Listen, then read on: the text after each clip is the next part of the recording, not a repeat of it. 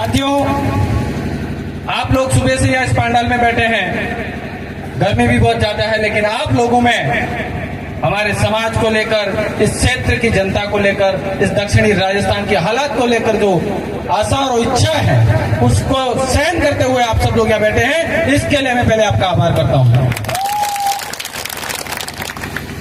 इस मंच पर विराज तस्वीरें मेरे महापुरुषों की, और आप सब लोग मेरे पिता तुल्य काका बाबा, माता बहने और मेरे युवा भाइयों, आप सबका खूब खूब जोहार। आज आप सबके बीच में मैं यहाँ पर प्रकाश पूज बनकर नहीं आया हूँ, आप सब लोगों को और आपका भाई, आपका बेटा बनकर आया हूँ, ये बात बता रहा हूँ।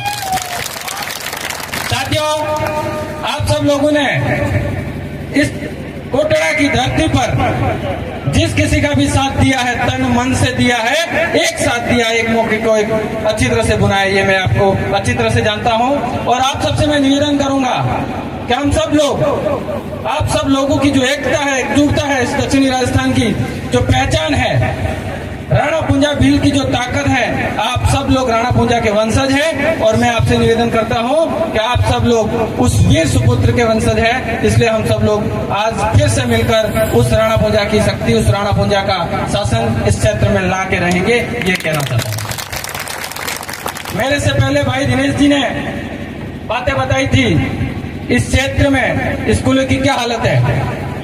मैं आज पहली बार इस कोटला में नहीं आया हूं।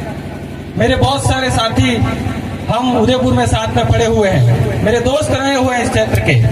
मैं उनके साथ पहले भी कई बार आया हूँ। मैंने जगह जगह देखा है, मामेर की साइड, पेड़ाधर और इस देवला के इस क्षेत्र में जगह जगह में गया हूँ।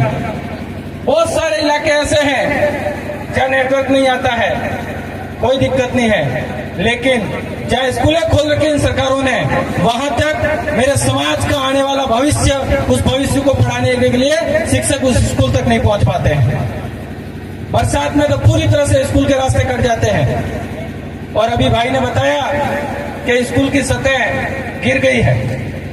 आप लोगों ने और यहाँ की जनता ने जिस शख्स को पिछले 15 साल से एमएलए बना के रखा है, उसको ये नहीं पता है कि मेरे क्षेत्र की कौन सी स्कूल की छत गिर गई है, मेरे समाज का आने वाला भविष्य कहाँ बैठकर पढ़ रहा है। मैं इस क्षेत्र के जो पढ़े लिखे युवा साथी हैं, उनसे निवेदन करना चाहूंगा कि आप सब लोग मिलकर इस परिवर्तन कीजिए, इस क्षेत्र की जनता के लिए, इस क्षेत्र के हक और अधिकार, और आप सब लोग मिलकर आज अब ये परिवर्तन करेंगे, ये बात कहना चाहूंगा। मैं पिछले 2 दिनों से इस कोटड़ा, झाड़ोल और बोगुंदा विधानसभा में हूँ। एक स्कूल का नाम इसलिए आया क्योंकि वहां पर पत्रकारों की नजर गई है, उन लोगों ने अखबारों में दिया है, वो खबर बनी है। लेकिन मैं कल और आज 2 दिन में ऐसे ऐसे इलाकों से घूम कर आया हूँ जहां पर बहुत सारे, मतलब ये कह सकते हैं 90% स्कूलें ऐसी हैं जिनकी छत के नीचे हमारे बच्चे, मेरे समाज का आने वाला भविष्य बैठने योग्य नहीं है। कब कौन सा हादसा हो जाए, इस तरह की स्कूलें हैं। और इस क्षेत्र में आप और हम सब लोग मिलकर, हमारे से पहले जो कुछ एक साथी थोड़े पढ़े लिखे रहे हैं, उन लोगों का अधिकार बनता है कि हमारे क्षेत्र के हक और अधिकारों को जगाए, हमारे क्षेत्र की जनता को जगाए। लेकिन उन लोगों ने पार्टियों का और विशेष दलों की गुलामी करी, और आप और हम सब लोग मिलकर आज इस क्षेत्र में जो जनजागरण कर रहे हैं, उसका भी विरोध कर रहे हैं। भाई, मैं उन लोगों से ये कहना चाहता हूँ कि आप लोग इस समाज के लिए, इस क्षेत्र की जनता के लिए कुछ नहीं कर पाए, कोई दिक्कत नहीं है, लेकिन जो लोग कर रहे हैं उनका तो विरोध मत कीजिए। हम लोग राजनीति करने नहीं आए हैं, राजनीति इसलिए करनी पड़ रही है क्योंकि आप सब लोग जो मेरे समाज की सुरक्षा नहीं कर पा रहे हो, और हम जो लोग समाज के हक और अधिकारों की बात कर रहे हैं, उल्टा हमारे ऊपर प्रहार करने की कोशिश कर रहे हैं। मैं उन लोगों से एक ही बात कहना चाहूंगा कि आप लोगों ने आज तक समाज को अंधेरे में रखा, पार्टियों की गुलामी करी, पार्टियों ने कहा जहां जी हजूरी करी। अब वो समय निकल गया है, मेरे क्षेत्र का युवा जाग रहा है, मेरे क्षेत्र की जनता जाग रही है, और जो आपकी गुलामी कर रहे हो उसको अब उखाड़ कर हम फेंक देना चाहेंगे, ये कहना चाहूंगा।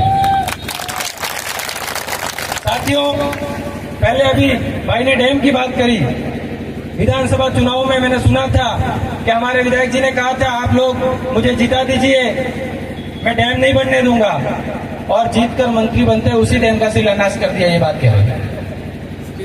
तो आप सब लोगों का, मेरे समाज का, इस क्षेत्र का जो युवा है, मेरे क्षेत्र की जो जनता है, वो लोग इतनी बोली है कि आज मैं अगर कोई बात आपको कहकर चला जाता हूं तो आप लोग उस पर विश्वास कर लेते हैं।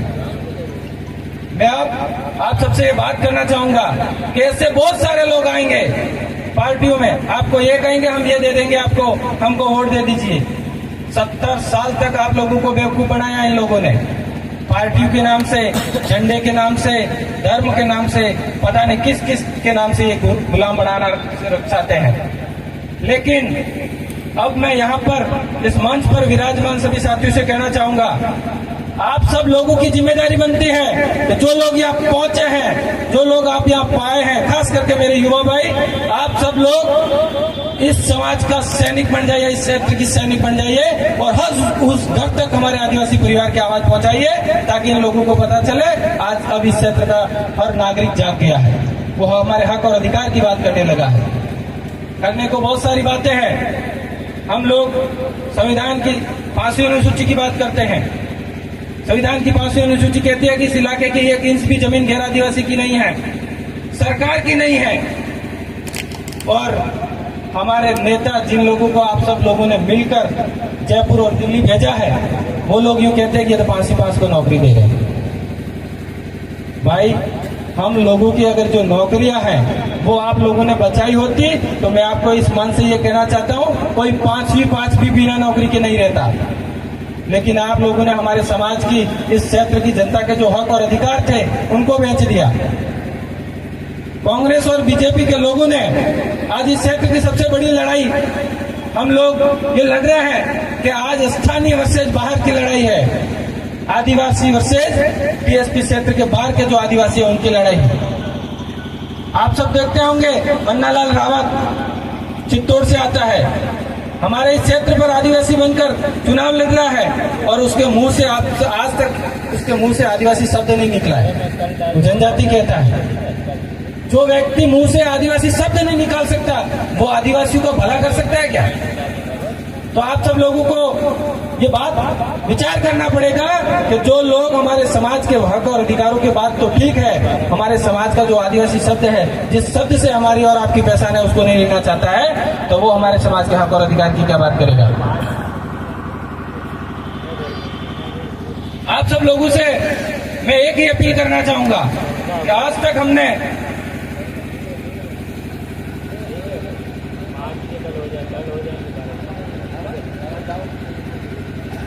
आप सब लोगों ने आज तक जिसका भी साथ दिया, कोई दिक्कत नहीं है।